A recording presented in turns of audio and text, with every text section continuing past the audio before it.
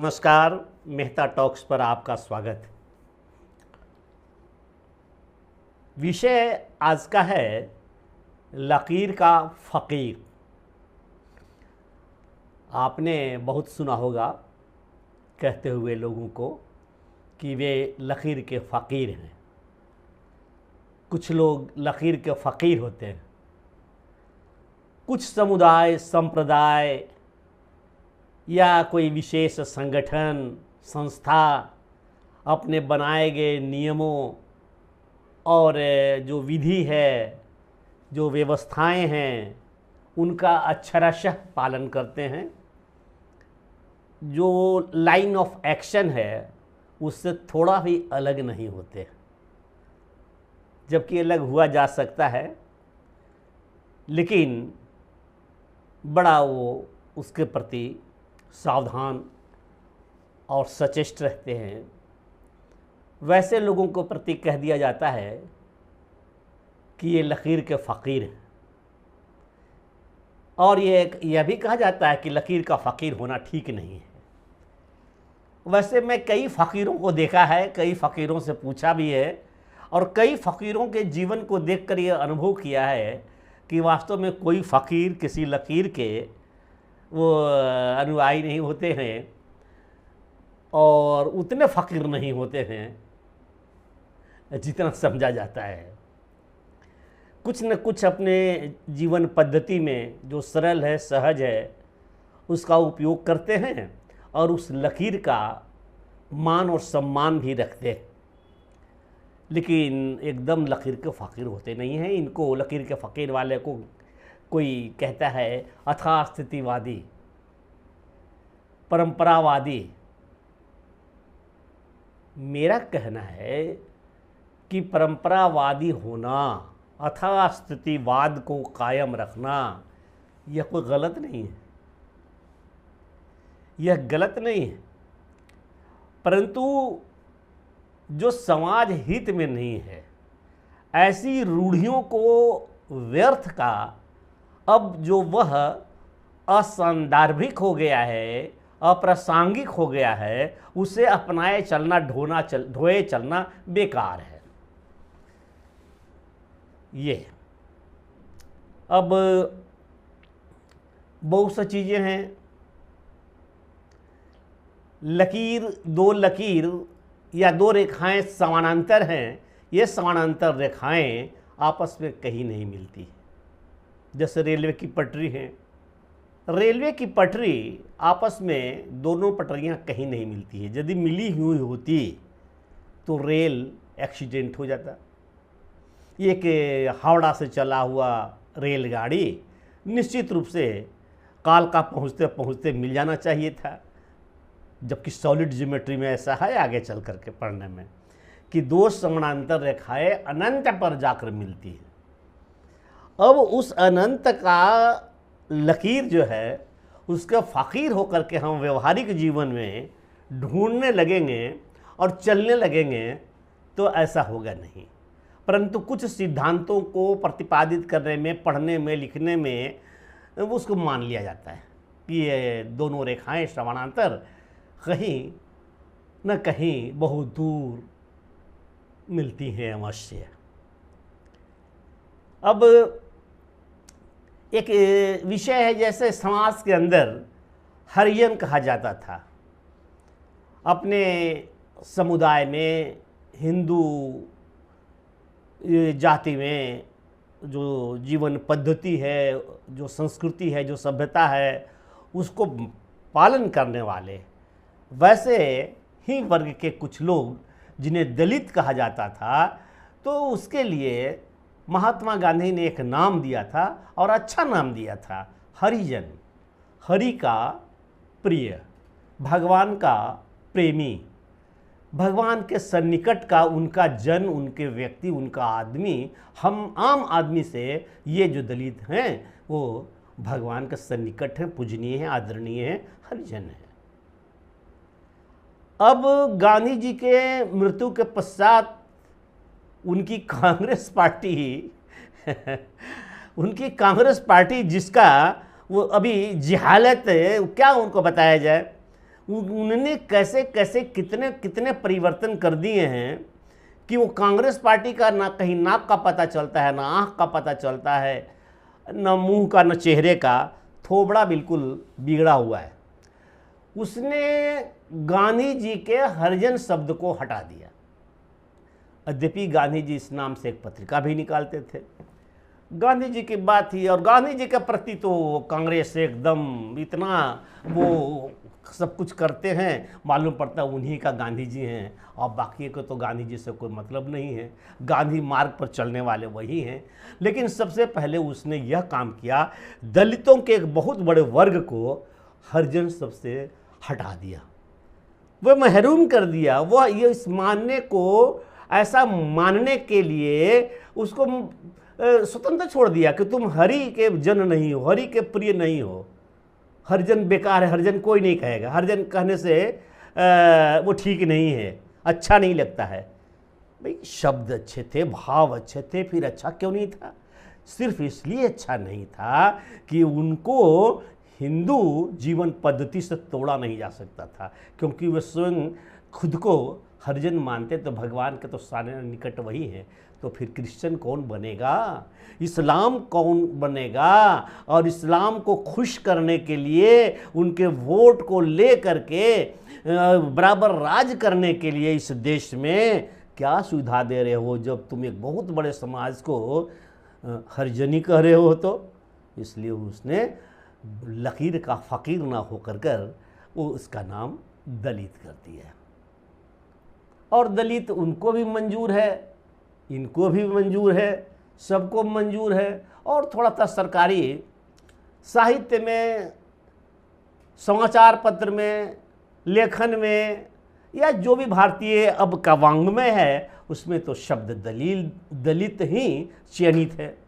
परंतु सरकारी कामकाज में उनके आरक्षण देने में इनको कह दिया गया अनुसूचित जाति। उस शेड्यूल में जो बना हुआ है वो शेड्यूल में ये है अनुसूचित जाति, ठीक है।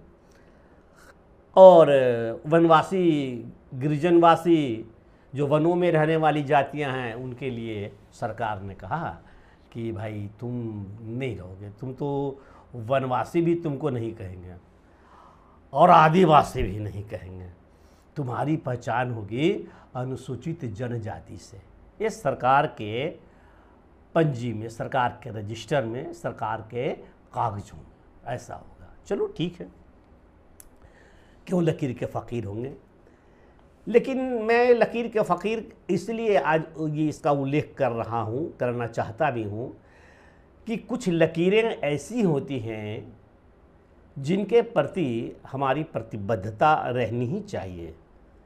बिल्कुल लकीर के फ़कीर होने का कह कर उसका मजाक उड़ा देना, हंसी उड़ा देना और उसकी उपेक्षा करके और नगल चलना बहुत ही अच्छा और फ़ायदेमंद भी नहीं है।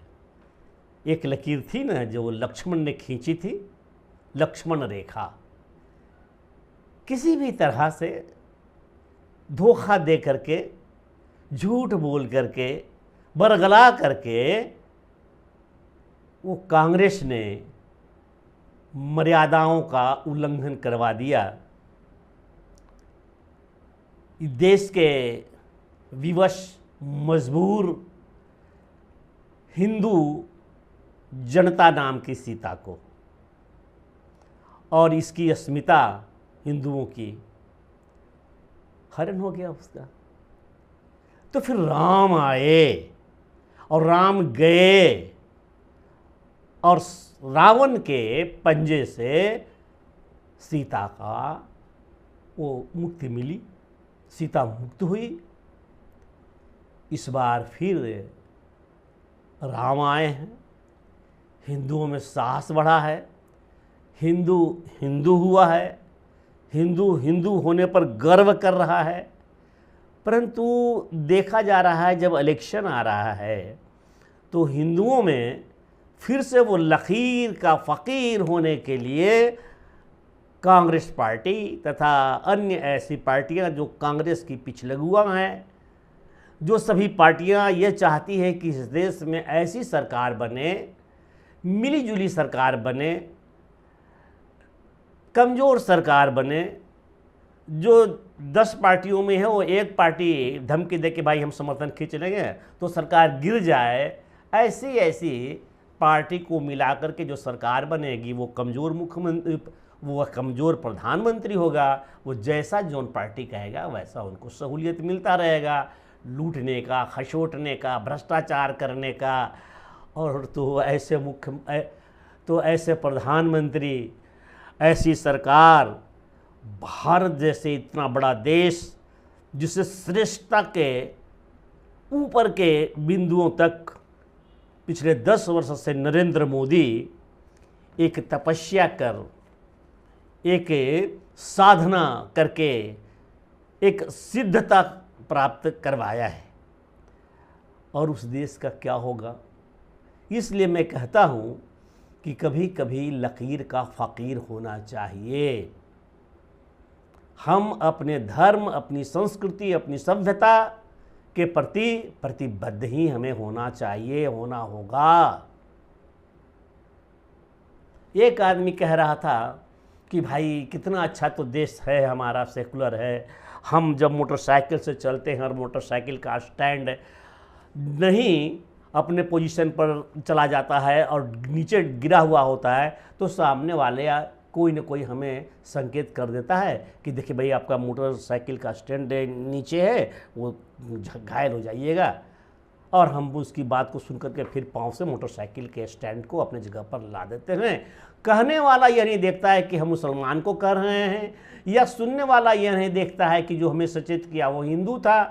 कोई भेदभाव वाला ये विचार नहीं है। तो इतने अच्छे देश में हम रहते हैं, फिर क्यों कहना, फिर क्यों करना वो भेदभाव हिंदू मुस्लिम? बिल्कुल अच्छी बात है। मुझे कहना है कि बिल्कुल भी हिंदू और मुस्लिम का भेदभाव नहीं होना चाहिए। क्यों होना चाहिए? सबका देश है, सब साथ रहें, सब मिल कर के रहें। लेकिन ऐसा हो तब ना, एक रेखा के आगे एक ऐसी समानांतर रेखा है, एक लकीर के आगे एक ऐसी लकीर है जो कहीं नहीं मिलता है, केवल कल्पना में मान लिया जाता है। तो वह लकीर दूरी बना के रखे तो इस हद तक तो ठीक है, लेकिन वह लकीर एक दूसरी लकीर को घेर लेने के फेरे में हो। दुनिया के अंदर जब इस्लाम का उद्भव हुआ था तो थोड़े से देश थे, छोटे से देश थे, 5 या 6 थे। परंतु अब चूंकि अपनी कम्युनिटी के लोगों को विस्तार कराना है मज़हब को, तो इसके लिए तो कुछ कार्यक्रम होगा, कुछ करना ही होगा ना। और उस कार्यक्रम को बढ़ा करके आज दुनिया में ये 57 देश है इस्लाम के, बहुत अच्छे। और इसमें से कई देश तो हमारे हिंदुओं के कट के गए, ईरान, अफगानिस्तान, पाकिस्तान, बांग्लादेश हमने ही दिया है, हमारे ही भाई बंधु बन करके हुए हैं। अपने जो बचा हुआ है देश के अंदर, वह भी यदि लकीर का फ़कीर नहीं हुआ, अपनी परंपराओं के लेकर के प्रतिबद्ध नहीं हुआ, हमें तुम कहते हो कि लकीर के फ़कीर ना हो, हम परंपराओं को न मानें, हम अपनी सभ्यता को न मानें, हम अपनी संस्कृति को भुला दें, और दूसरा लकीर सचेष्ट है, एकदम ऑलवेज वो एक्टिव है कि हम इस लकीर को कैसे घेर करके समाप्त कर दें, तो फिर क्या होगा?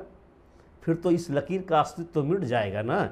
इसलिए किसी लकीर को बने रहने के लिए उनके अपने नेचर का रहना ज़रूरी है, उनके स्वभाव का रहना ज़रूरी है, और बढ़िया से रहना ज़रूरी है। इसलिए जब ऐसे अवसर आए, राजनीति की जब हम बात करते हैं, तो अपने लिए मुस्लिम्स और तथा अनेक लोग चुन लेते हैं कि नहीं, हमको उसको वोट देना है जो इस देश के लिए बहुत अच्छा ना कर सके, इसके विकास के लिए कुछ अच्छा ना करे, यहाँ की तरक्की के लिए ना अच्छा करे, बल्कि वह केवल हमारा विशेष समुदाय के प्रति वह ध्यान दे और हम पर ध्यान दे। और हमारे पास जो पड़ोसी ऐसे देश हैं, उन देशों पर ध्यान दे, और उन देशों पर ध्यान दे करके भारत में रहने वाले मुसलमानों को संतुष्ट करते हैं, खुश करते हैं कि देखो भाई, पाकिस्तान ने हम पर कितना बड़ा हमला किया, 2008 में भी किया और 90-92 में भी किया था, वो आतंकवादी भेज भेज करके। लेकिन हमने कुछ बदले में किया, पाकिस्तान को कुछ नहीं किया ना, हम कुछ नहीं न करते हैं तो मुसलमान खुश। और वो बेचारे पाकिस्तान वाले जब भी ऐसे आतंकवादी हमला किया है, भारतीय मुसलमानों को कम से कम नुकसान पहुँचे, इसलिए जुम्मे का दिन चुनता है कि उस वक्त हमारे मुस्लिम भाई बिरादर वो सब पूजा कर रहे होंगे, उपासना में होंगे, मस्जिदों में होंगे, बहुत ही कम से कम वो खुले बाज़ार में होंगे। उसी दोपहरिया में जितने भी आतंकी हमले हुए, मुंबई में हुए या अन्य स्थानों पर हुए हैं, वो सब कुछ देख करके हुआ है। ये सीरियल बम ब्लास्ट हुआ देखा आपने, तो इनके भय के वजह से हम चाहते हैं कि एक ऐसी सरकार अपने देश में बना रहे जो पिछले 10 साल से है, कि सबका ध्यान रखे, देश में रहने वाले भाई बंधुओं को किसी की कोई कष्ट ना हो, परंतु अकारण किसी को इतना न सुविधा दे दी जाए।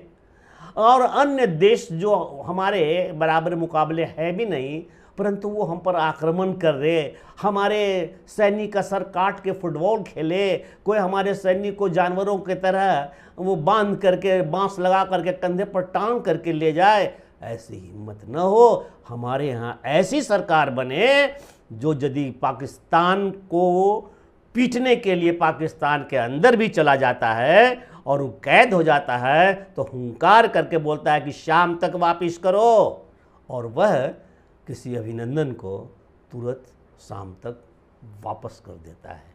तो ऐसी हुकूमत चाहिए। जो सरकार का प्रधानमंत्री दिल्ली में फूंक मारे तो पाकिस्तान में धुआं उठ जाए, ऐसी सरकार चाहिए।